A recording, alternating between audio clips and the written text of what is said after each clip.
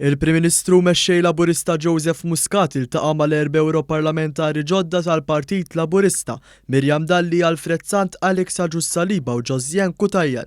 Fl-uffiċċju tiegħu fiċ-Ċentru Nazzjonali Laburista fil-Ħamrun, il-Prim Ministru esprima s-sodisfazzjon tiegħu dwar il-mod kif inhi magħmula d-delegazzjoni tal-Partit Laburista għall-Parlament Ewropew.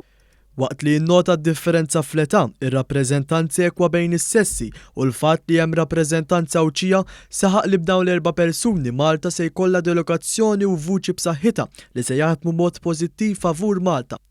Żied jgħid li fil-ġimgħat li ġejjin se jinnomina persuna li rwol ta' Kummissarju Ewropew, qal li dan se jagħmlu bl-aħjar interess tal-pajjiż f'moħħu u qal li jinsab ċert li r-rappreżentanti tal-Partit Laburista se jaħdmu biex iwasslu l-messaġġ dwar il-persuna jew persuni magħżula.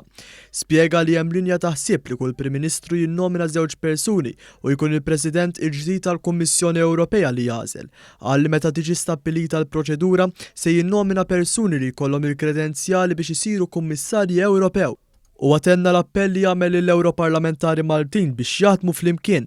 Dr. Muscat temm jgħid li t-tlieta ser ikun qed jattendi fil-Kunsill Ewropew sabiex flimkien mal-mexxejja l-oħra tal-pajjiż jibdew il-proċess sabiex jinnominaw il-President tal-Kunsill Ewropew.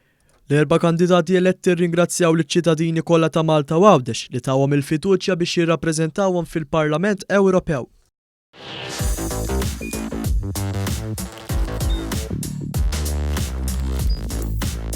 Idħol fuq one.com.mt u hemmhekk tista' tara l-programmi kollha li jxandru fuq One permezz ta' One Play.